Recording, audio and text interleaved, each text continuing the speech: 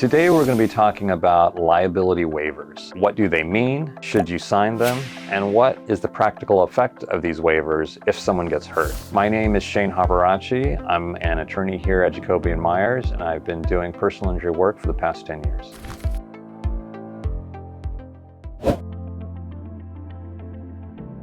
These are basically those forms that you have to sign when you are going to be engaging in any type of activity where someone could potentially be hurt. We see them if you're going to go skiing, if you're going to go skydiving, and something even as simple as your child going on a field trip. Waivers are always voluntary. It is absolutely legal to not sign a waiver because you could potentially be waiving your legal rights. However, you also have to keep in mind that it is 100% legal if you operate a pool and you're trying to have your kid go in swimming and they want you to sign a waiver. If you don't want to sign it, it is within their right to tell you that you can't come in, and that's a choice you're going to have to make. So when you look at a standard waiver, most of the time they're going to be asking you to waive every type of act that one of their employees can do. Gross negligence, intentional conduct, and ordinary negligence. If you sign a waiver and they're asking you to waive ordinary negligence, absent anything else, that waiver typically will be held up. So for example, if you're going on a horseback riding trip and they ask you to sign a waiver waiving ordinary negligence, let's say one of the hikes yells out, potentially a negligent act, screams, fires a gun, something like that, and that horse freaks out and runs and you get hurt, that would probably be considered ordinary negligence and that waiver will be upheld. However, it is illegal to have someone sign a waiver that waives gross negligence or intentional conduct. So in that same horse riding example, let's say you're going out horseback riding and the owner of the horses puts you on a horse and they know that that horse has bucked 10 kids off in the past and that horse has bitten people and that horse has charged off in the mountains and they put you on that horse anyways.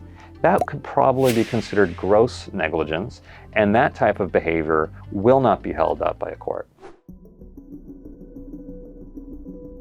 The first thing you need to do is consult an attorney because, again, every case is different, and if I can't possibly say this waiver is valid or this waiver is not until I get into the facts of the situation. Was this waiver intentionally signed?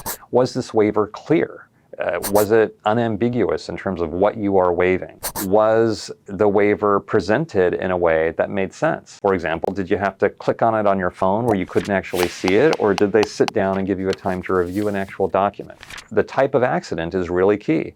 Again, you cannot waive certain types of conduct. So the argument is going to have to be, well, does this fall into a category of gross negligence or intentional conduct that a waiver cannot protect? And those are all really, really fact determinative. And that's why it's super important to have a lawyer look at the case as soon as possible so that we can figure out how to get around that waiver. So one of the most difficult cases I ever worked on was a client involving a really bad mountain biking accident. My client was 30 years old. He was a pretty near professional mountain biker, and he got injured at a ski resort it was a ski resort, but during the summers they turned it into a mountain bike park. And he signed one of the most ironclad waivers I've ever seen. They gave it to him when he first bought his pass. They made him sign it again to get into the park, and they made him sign it every single time.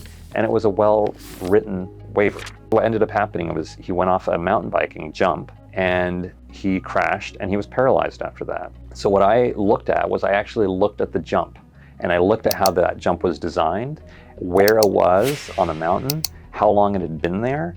And I argued to the court that this jump was so poorly designed that it falls into the category of gross negligence because they put a very steep jump on a very steep hill and it was launching mountain bikers, well further than the mountain biker could expect. And the judge agreed that this was a very poorly designed jump to the point where they should have known it was reckless. And the judge said this was gross negligence and he shut down that waiver.